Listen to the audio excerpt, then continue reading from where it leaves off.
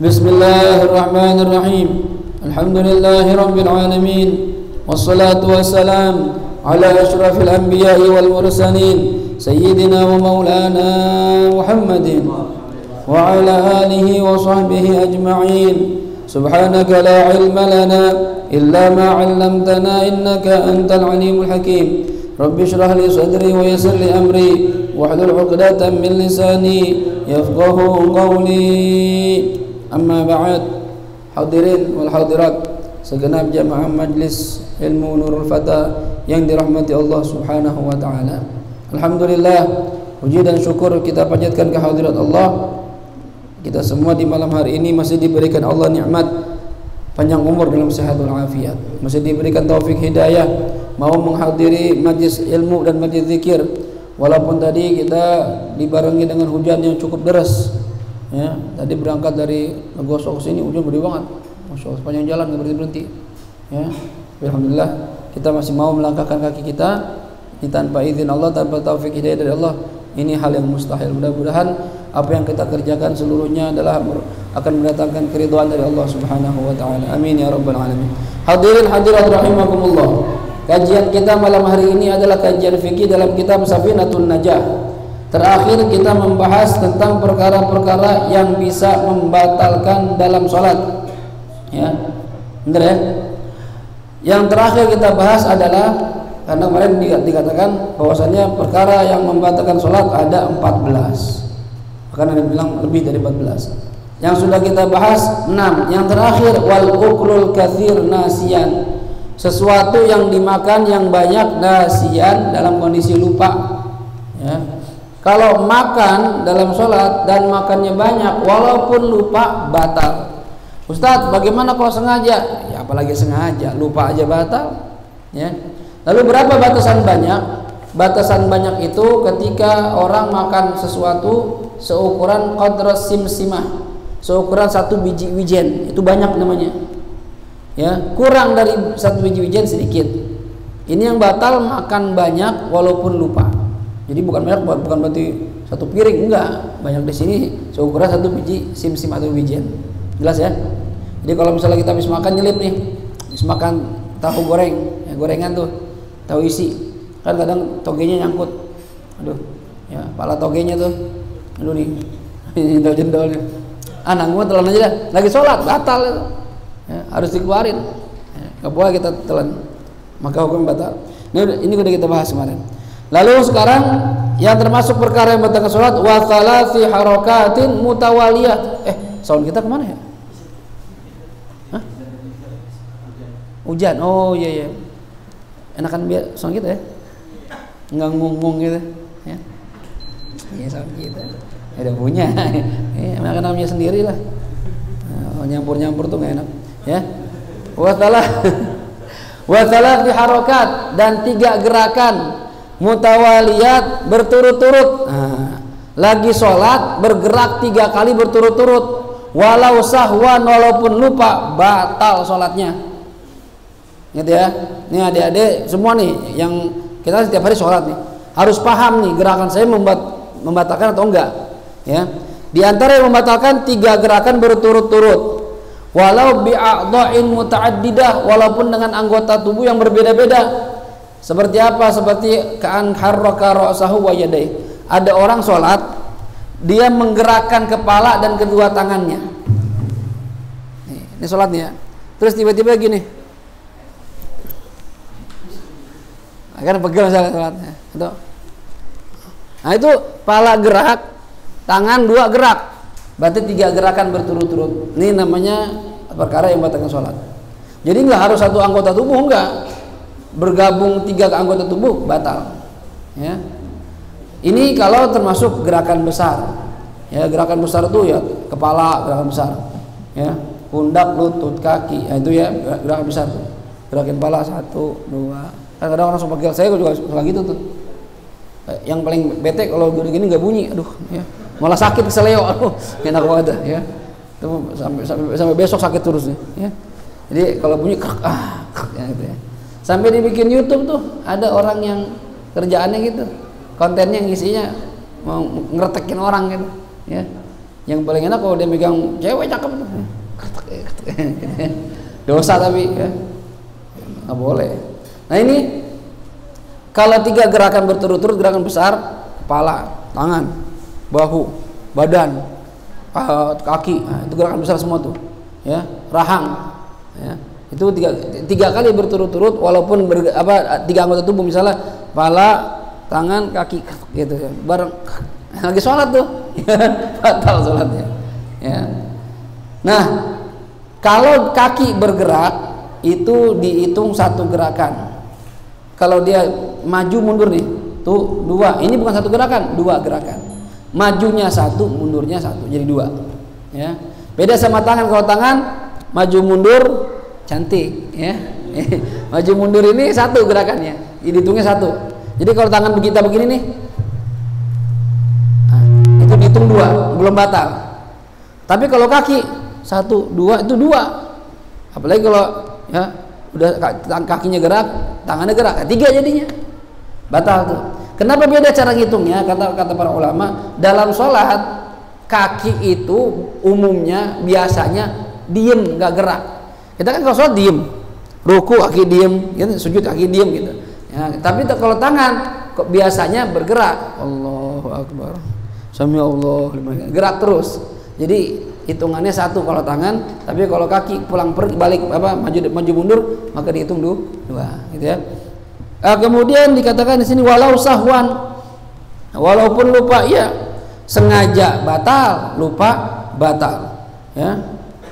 Ustaz, kalau gerakan yang sedikit batal nggak? Seperti dua gerakan, nggak batal.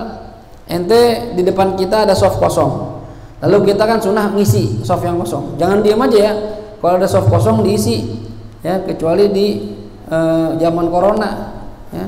Ada soft rapat disuruh kosongin, enggak, ya, disuruh kosongin, nggak boleh rapat, takut nular. Tapi habis dia sholat ngopi di warung rapat biasa aja, gitu, ya. Dan ini banyak di mana-mana begitu sekarang, termasuk di Legoso katanya gitu. Saya belum sempat masuk masjid itu saya, cuma teman-teman yang sholat di situ bilang renggang. Saya udah malas aja deh, ya renggang, malas dah, ya. Biasa rapat gitu ya. Nah ini jadi kalau 2 gerakan itu dihitung sedikit. Kita maju nih, ada soft kosong ya, kita mau ngisi, jangan 1, 2, 3, batal tuh. Jadi 2 aja gerakannya, 1, 2, dan yang lain jangan ikut gerak ya, jangan pas maju tuh 2, 3 jatuhnya, ya, karena kaki gerak juga, ya, kepala gerak. Nah, jadi 1, 2, setelah itu gimana? Berhenti. Berapa lama berhentinya? Ini ulama berbeda pendapat. Ada yang mengatakan minimal seukuran subhanallah. Ada yang bilang minimal seukuran al-baqiyatus shalihat. Subhanallah, alhamdulillah, wa la ilaha illallah, Allahu akbar. Ada yang bilang seukuran baca al-ikhlas. Qul huwallahu ahad, Allahus samad, lam yalid walam yulad walam yakul lahu kufuwan ahad. Nah, setelah kita lakukan berhenti tadi, seukuran yang 3 pendapat tadi, maka bergerak lagi ke depan. Misalnya sudah 2 langkah, tuh 2. Subhanallah, alhamdulillah, wa la ilaha illallah, Allahu akbar. Tuh 2. Ini bukan 3 4, 1 2 lagi karena terpisah gerakannya. Ngitungnya 1 2 lagi. Karena kalau kita maju kan kayaknya kalau 3 langkah pun belum bisa pas itu. Kan otomatis gini. 1 2 3 itu ya. Seandainya pun pas udah pas 3 gerakannya. Kalau 2 kayak jarang. Langkah orang kan gak segitu. Soft itu kan jaraknya 1 meteran kurang lebih. Kayak kalau kita langkah 1 meter kayak jarang orang. Kayak maksa banget jalannya. Jadi nggak usah 3 gerakan. 2 gerakan berhenti, lalu lanjutkan dengan gerakan berikutnya. Paham kira-kira? Itu dihitung gerakan yang sedikit. Nah, kemudian sebentar. Ingat ya, ini gerakan sedikit nggak batal selama tidak niat main-main. Kalau niat main-main dalam sholat, walaupun gerakan sedikit, walaupun cuma 1 gerakan, batal. Misalnya ya, ada orang lagi sholat diledekin sama temannya, ya, ini orang emang sering berantem berdua nih, sholat lo, tumben lo sholat, diam aja, tuh lihat tuh, sholat nggak sholat, diam aja, tambahin lagi, pura-pura tuh, mereka biar dianggap alim aja, soalnya kesel juga akhirnya, digigit sama soalnya, langsung, ya, Ya, ini gimana nih? Batal tuh sholatnya? Ya, kenapa? Saya cuma satu Ustaz, tapi gerakan ini main-main dalam sholat. Kira-kira? Ya. Atau misalnya lagi sholat, terus tiba-tiba teman kita ngajak sweet, ya. Kalau sweet zaman dulu kan jempol, telunjuk, kelingking zaman dulu gitu ya. Kalau kelingking dia katanya semut, ya. Semut itu bisa ngalahin gajah, katanya dulu kan gitu, ya. Kalau telunjuk orang, jempol gajah, ya. Nah gajah bisa ngalahin orang bisa ngalahin semut bisa ngalahin gajah gitu. Tahu siapa yang bikin aturan itu? Ya, kita ngikut aja dari dulu gitu. Kalau sweet kan gitu. Sekarang ya sweetnya bukan pakai itu, kertas gunting batu. Kadang si ayah ada, abi sweet gitu dia, kertas gunting batu ya. Kalau batu bisa ngalahin gunting bisa ngalahin kertas bisa ngalahin batu. Itu masa kertas ngalahin batu? Ya, bisa nutupin batu maksudnya. Ya. Nah teman kita iseng, kita lagi sholat, tiba-tiba dia manggil, leh lagi sholat, gitu. Soalnya diajak sweet, soalnya nanggepin, ya batal. Ya. Satu doang Ustaz, batal itu batal. Ya. Atau lagi sholat misalnya, kita lagi sholat, tiba-tiba cewek yang kita demen lewat, terus dia ngeledekin lagi, Rando, gitu kan. Ya elah, ya kita lagi sholat, rese banget tuh cewek. Ya, tahu Rando begini. Ya. Itu batal. Atau Rando tiba-tiba, batal. Kan satu doang Ustaz, ya itu batal. Kenapa? Main-main dalam sholat. Ya, nggak boleh. Satu gerakan saja main-main dalam sholat, walaupun gerakan kecil, batal. Ya, jelas kira-kira nih. Kemudian sebentar. Ada ini katanya, ada juga orang yang punya kebiasaan iseng.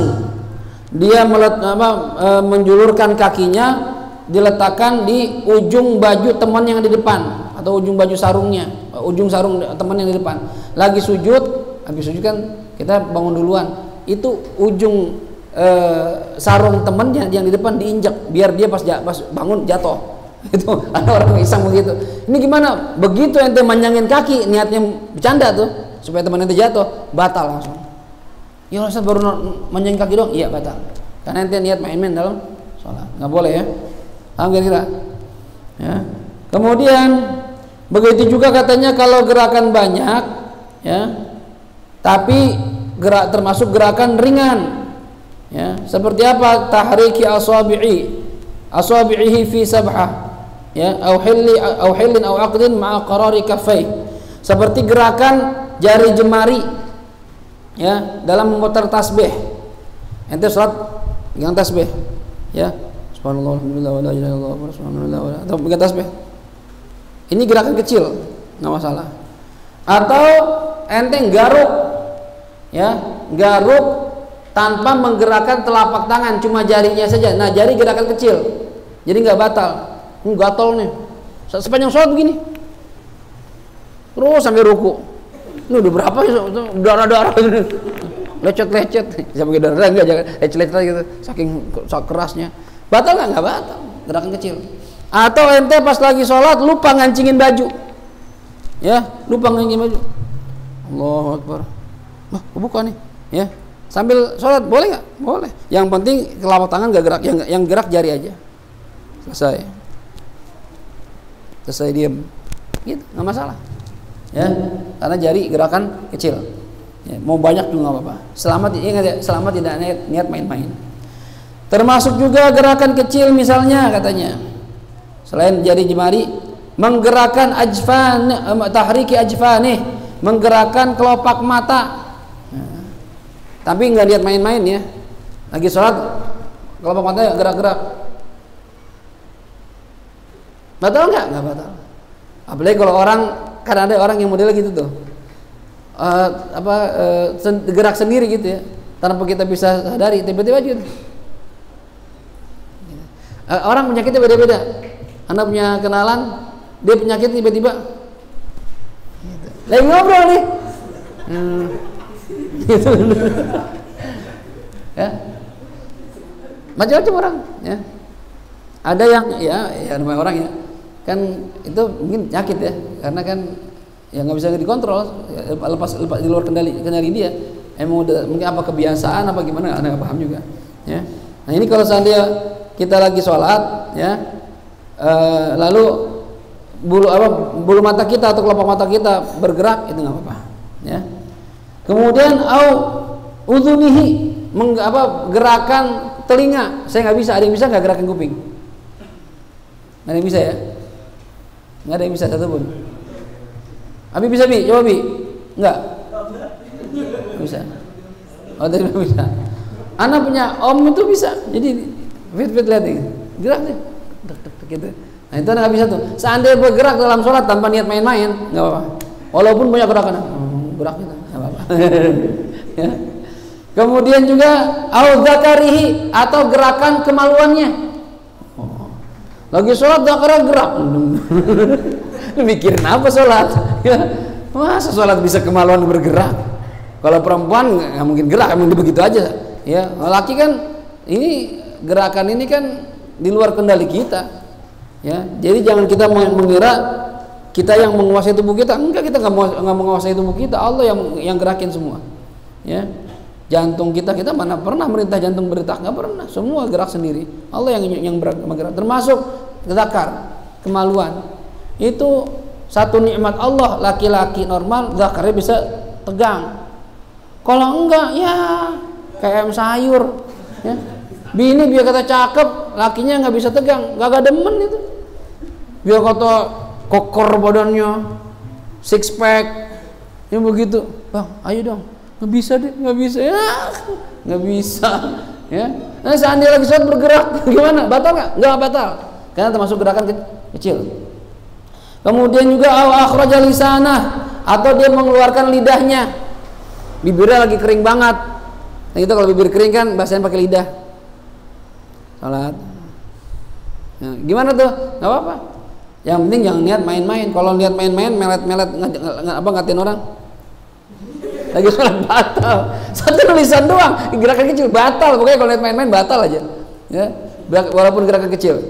Jadi gerakan kecil tuh jari jemari. Ini gak cuma tangan, kaki pun gak, jari jemari kecil. Ya. Lalu kuping, kelopak mata, hidung, gitu. Itu kita masih bisa tuh, nah, masih gerak tuh. Kuping saya nggak bisa, ya, bibir, lidah, nggak apa-apa. Cuma kalau udah rahang, nah, itu gerakan besar tuh. Ya. 1, 2, 3 batal itu, ya, seandainya gitu. Itu gerakan besar. Jadi hati-hati tuh. Kita harus bisa paham mana gerakan kecil, mana gerakan besar. Kalau gerakan besar 3 kali berturut-turut batal. Walaupun lupa, iya walaupun lupa. Ya, tapi kalau gerakan kecil nggak batal, walaupun banyak, walaupun sengaja, selama tidak niat main-main. Paham ya? Nah masalah lagi, kalau seandainya seseorang niat ingin bergerak 3 kali berturut-turut, ada orang niat misalnya, ya, Reza dalam hati gini, gua mau maju ke depan 3 kali berturut-turut, niat doang nih, batal nggak? Waktu niat belum batal, tapi begitu dia gerakin 1 langkah, batal sholatnya. Kok batal Ustaz? Kan batalnya 3, ya. Kenapa saya 1 jadi batal? Karena ente sudah niat syuru' fi mubtilatis shalah, sudah mulai melakukan gerakan yang membatalkan sholat. Ente kan niat 3 kan? Iya, niat 3. Begitu 1 langsung batal. Enggak usah nunggu 3. Karena udah niat melakukan perkara yang membatalkan sholat. Sampai sini paham? Ya, sudah memulai itu. Baik. Ini yang ke-7. Ya. Ada masalah lagi katanya. Seandainya seseorang menggendong orang lain, yang digendong ini lagi sholat, ya. Adnan gendong Mamduh. Oh, anak gak kebayang itu. Anak penderitaannya berat banget, ya. Mamduh kan tinggi gede, ya. Gimana gede juga, jadi masih sepadan. Yang mungkin yang para Kiki lah, Kiki gendong Mamduh atau Kiki gendong Adnan. Wah, ya. Digendong sama Kiki. Kiki nggak sholat, Adnan sholat, ya. Ketika Adnan sholat, Kiki jalan 3 langkah, 2, 3, batal nggak Adnan? Nggak batal. Kenapa nggak batal? Karena yang bergerak bukan Adnan tapi Kiki. Paham? Ya. Jadi gerakannya tidak dinisbatkan ke yang sholat karena dia tidak bergerak sama sekali. Ya. Taib. Kemudian yang ke-8 termasuk perkara yang membatalkan salat, al-wathbatul fahisyah, loncat. Ya. Loncat ya. Al-fahisyah, fahisyah itu sebenarnya yang sangat ya, setiap loncat pasti loncatan yang besar ya. Setiap loncatan itu kan pasti besar. Artinya besar gimana? Kalau kita loncat itu kan otomatis mengangkat seluruh tubuh. Ya kan? Kalau tadi kan gerakan 3 kali tuh, atau kepala 1, 2, 3 batal. Ini kalau loncat bukan satu anggota tubuh yang bergerak, semuanya gerak. Ya, surat ente di soft depan ada yang kosong. Waduh, ini kalau ngelangkah, ya kaki bisa 2 langkah, 3 langkah, 4 langkah nih. Ah ribet ah. Ente loncat, siap-siap. Ya kosong. Ya, surat. Ya, pas masuk soft. Ya, batal nggak? Batal. Kan satu Ustaz loncatannya. Iya, tapi satu loncatan kan gerakan semua badan namanya. Emang kalau loncat yang gerak palanya doang kan kagak. Semua badan ikut gerak, badan, kaki, tangan, semua gerak semua. Ya, berarti batal. Paham kira-kira? Ya. Jadi jangan loncat kalau pengen pindah posisi. Jalan biasa aja, ya. Baik. Kemudian yang ke-9, ad-darbatul mufritah. Ya, atau ad-darbatul mufritah, pukulan yang keras. Ya. Pukulan yang keras. Maksud pukulan keras ini gimana Ustaz? Berapa batasan keras? Sekiranya orang yang dipukul bergetar, goyang. Ya. Ente sholat, tiba-tiba teman nanti ngeledekin. Ya. Jadi dia ya lu pura-pura khusyuk lu, gue tak khusyuk lu, diam aja. Diambil bulu ayam, klik, dia kesel jadi, tuh tonjok, mental orang, bercanda aja, batal nggak? Batal. Ustaz kok batal Ustaz? Ya, kencang pukulannya, ya, menggetarkan orang juga. Ya kalau cuma sekedar ngasih isyarat supaya nggak gangguin, nggak batal. Misalnya dia godain kita, ya, ada yang godain bini. Abang, nggak mau nih, gitu ya, gitu ini, itu nggak batal tuh, ya, nggak batal. Cuma kalau mukul, langsung guling bini kita, batal, ya, batal sholatnya dan batal pernikahannya, minta cerai tuh bini, digaplok, jangan bercanda. Ingat ya, kita kalau ada orang sholat jangan bercanda tuh, dosa besar tuh, mengganggu orang sholat, dosa besar, ya, jangan gangguin. Teman sholat gangguin ya. Kemudian yang ke-10, ziyadatu ruknin fi'liyin amdan, menambahkan satu rukun gerakan yang ditambahin satu, amdan sengaja, batal ya, batal. Ente ruku berapa kali dalam satu rakaat? 1 kali. Ente mikir, wah ruku sekali, sujud 2 kali, nggak imbang nih, nggak haji nih ya. Udah ya, gue bikin ruku 2 kali biar pahalanya banyak. Pahalanya banyak. Ente begitu, sami Allahu liman hamidah, harus ruku, ente ruku lagi, Allahu akbar, batal tuh salat ya, kecuali lupa. Kalau lupa enggak ya, ente habis ruku tidak, sami Allahu liman, pikiran lagi kemana-mana, duh ini barang banyak banget yang belum gue beresin, lupa, udah ruku belum ya, ruku lagi, Allahu akbar, itu enggak batal karena lupa ya. Tapi kalau sengaja batal, walaupun satu gerakan saja. Paham kira-kira? Ya. Baik. Kemudian Ustaz, ini harus rukun fi'li, iya. Menambahkan rukun gerakan. Kalau menambahkan rukun ucapan gimana Ustaz? Ya. Kalau rukun ucapan ini dikatakan sini pertama nih. Pertama harus rukun, baru fi'li, ya. Lalu an la yakuna khafifan, ya, ahda fi uhida fi shalah. Yang keempat an yakuna alim bi tahrim, ya. Ini syarat-syaratnya nih. Jadi kalau menambahkan satu rukun gerakan dengan sengaja dan dia tahu itu nggak boleh, ya, tahu itu nggak boleh, tambahin aja, ya. Kemudian li ghairi udhrin, tanpa uzur.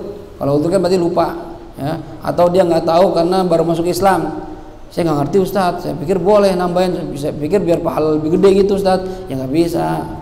Nanti yang baru masuk Islam, baru masuk Islam, baru tahu, ya nggak apa-apa, dimaafkan. Tapi kalau kita yang model kayak kita, bilang nggak tahu, nggak dimaafkan. Kenapa nggak dimaafkan? Ente lahir Islam. Yang kedua, banyak ulama di kampung ente, kenapa nggak ngaji? Ya. Jadi nggak ada udzur, apalagi daerah kayak kita nih, nggak ada udzur. Banyak ustadz, banyak kiai. Ya. Bahkan waktu ceramah di mana ya? Pas ceramah tanya, dari mana antum kiai? Ya, anda dari daerah Gandaria. Wah, Gandaria, gimana Pak? Itu gudangnya kiai situ, banyak banget kiai situ dari zaman dulu gitu, cerita gitu. Ya, nggak aneh dah. Ya. Itu. Ya, jadi emang daerah kita daerah banyak ulama, banyak ustadz, ya banyak orang alim, belajar. Ya, jangan teralasan, ya orang alimnya nggak ngajak saya ngaji. Lu ngaji bukan minta diajak, lu ngaji datang.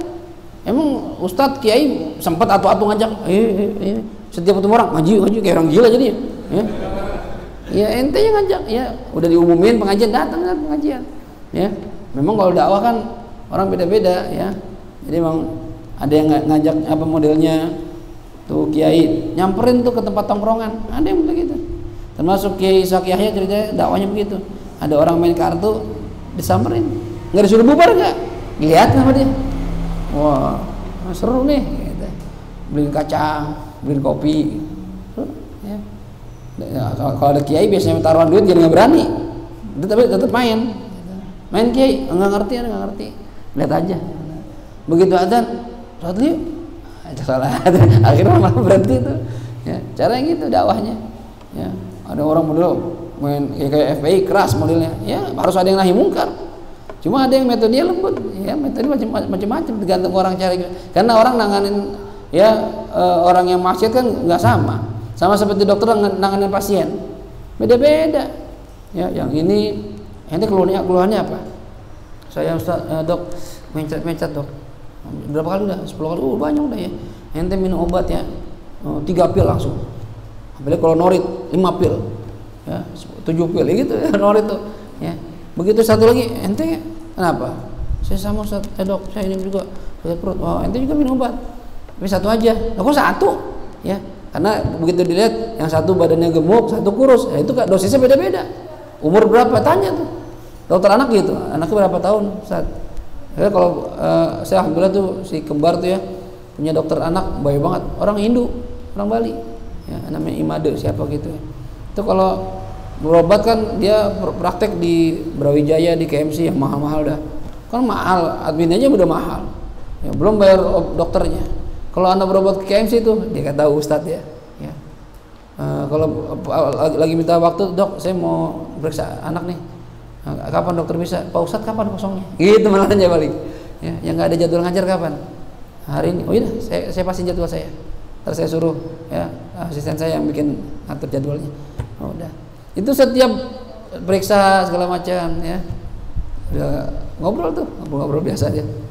Terus pas bayar tuh orang-orang 1 juta gitu kan. Karena periksa dokternya 600 apa jasa ini doang konsultasinya.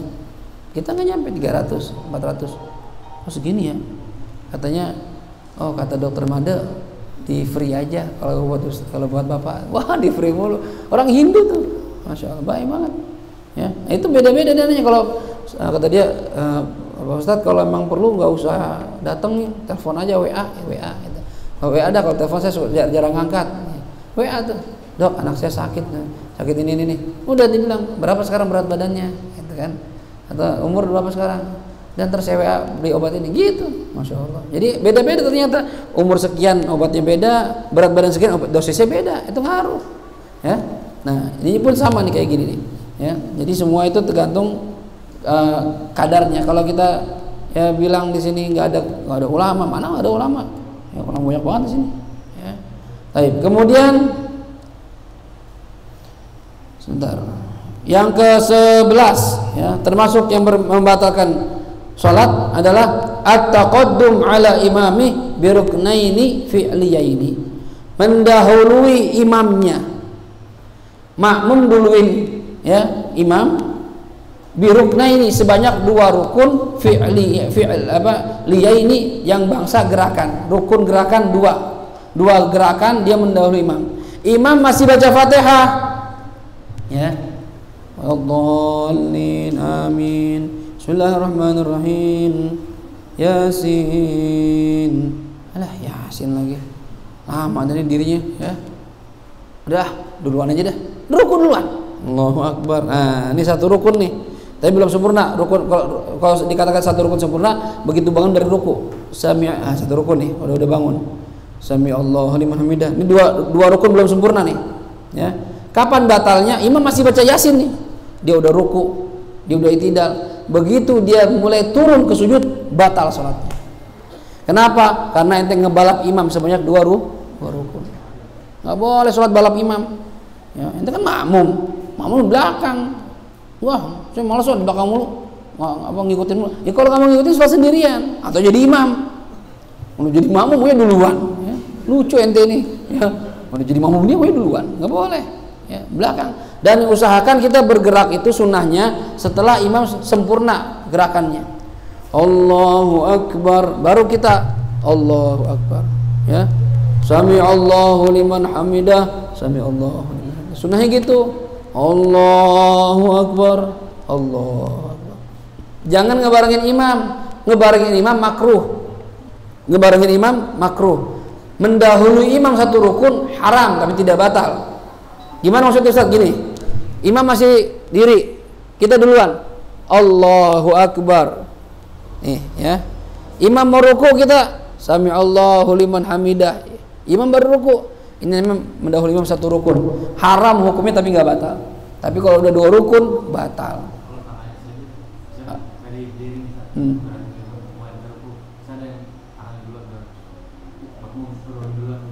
Ya, imam belum sempurna. Sama, kalau mendahului imam satu rukun hukumnya haram, tapi nggak membatalkan. Tapi kalau mendahului imam setengah rukun, ya hukumnya makruh. Atau membarengi imam hukumnya makruh. Kan kadang orang gitu tuh. Saya juga bingung kadang ya. Dulu saya juga begitu sama sih sebelum ngaji. Ya. Itu minimal imam baru Allah, kita Allahu Akbar. Sami Allah gitu, biasa gitu. Iya, itu nggak sunnah begitu. Ya, yang sunnah itu yang benar. Imam sudah selesai bergerak, ya, baru kita turun, baru kita bergerak. Imam bangun, sudah sempurna bangunnya, baru kita bangun. Jadi ketika bangun dari sujud untuk rakaat kedua, itu kan agak panjang. Allahu Akbar. Ente nggak usah bangun, diam aja, sujud aja dulu. Begitu Akbar, baru ente bangun. Allahu Akbar. Paham? Ya, sunnahnya begitu. Jangan ngebalap imam. Ya. Kalau ngebalap imam dua rukun fi'li, dua rukun yang berupa gerakan, maka hukum sholatnya adalah batal. Ya. Adapun wa amma taqaddum bi ruknin fi'liyin tamin faharamun. Adapun mendahului imam sebanyak satu rukun dengan rukun yang sempurna, seperti misalnya raka'a wal imam qaim. Ente ruku, imam masih diri. Ini gimana hukum Ustaz? Hukumnya haram tapi tidak batal. Ya. Dosa ente begitu nggak boleh, ya. Kemudian yang termasuk membatalkan sholat juga wa takhalluf bihima, terlambat dari imam sebanyak dua rukun. Duluin imam dua rukun batal, telat dari imam dua rukun juga batal, ya. Dua rukun yang sempurna misalnya gimana? Gini, misalnya imam ruku Allahu Akbar, ente tetap aja baca surah atau baca Fatihah, atau ente baca surah bahkan padahal gak sudah baca surah, ya. Ente diam aja, ya, baca surah atau diam. Imam bangun sami Allahu liman hamidah, ente masih aja, ya, terus aja. Habis imam turun pengen sujud, Allah, batal sholat ente karena ente telat dari imam dua rukun gerakan. Sampai sini paham? Ini batal kapan? Bi ghairi udhrin, jika tanpa alasan syariat yang dibenarkan oleh syariat. Kalau tidak ada uzur, apa uzurnya? Nah, ini ntar ada uzur nih, ya. Di kitab Safina nggak ada, di kitab Kasyifatus saja syarahnya ada uzur boleh telat dari imam tapi nggak batal.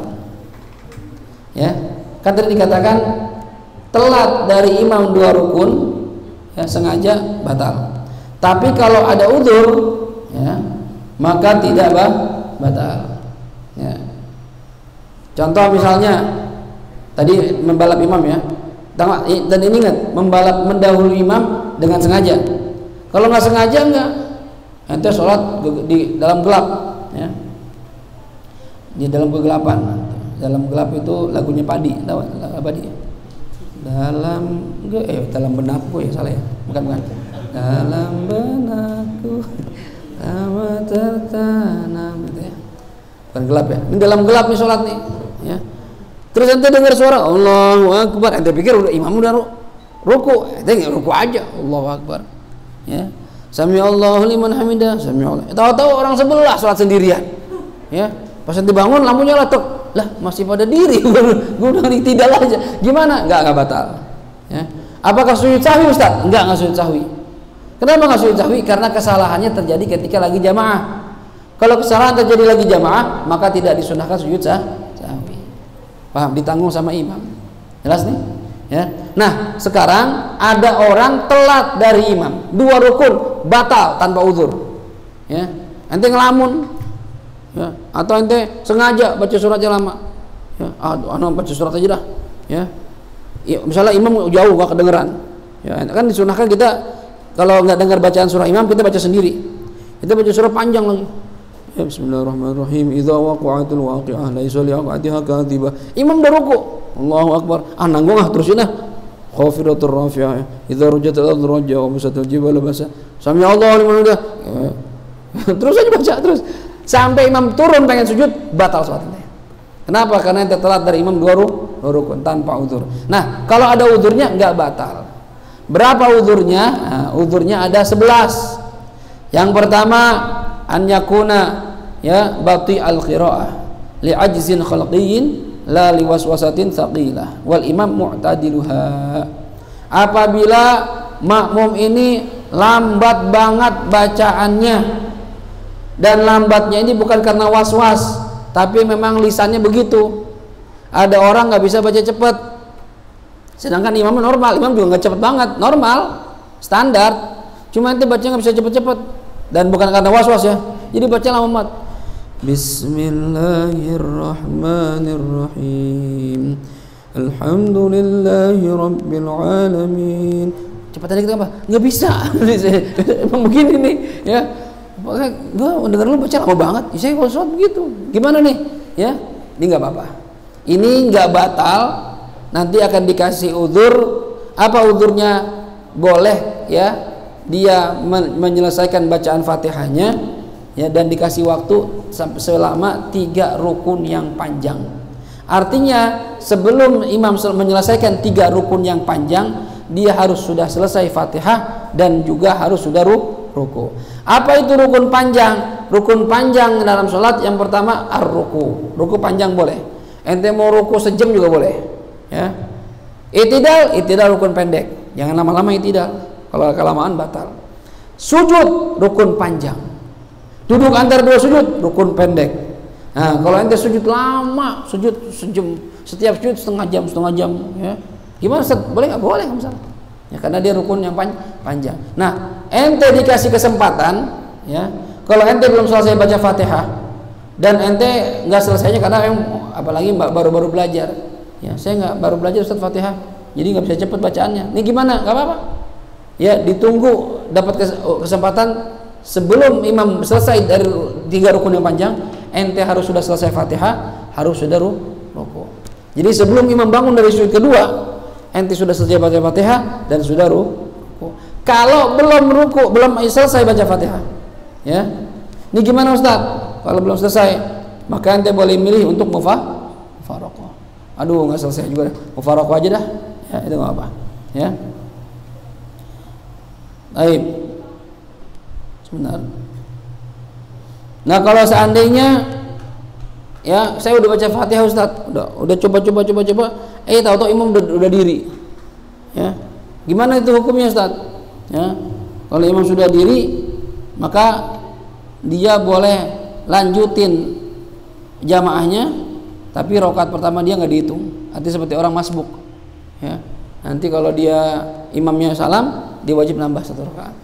Cuma repot lagi, ntar rakaat kedua ketinggalan lagi, ya.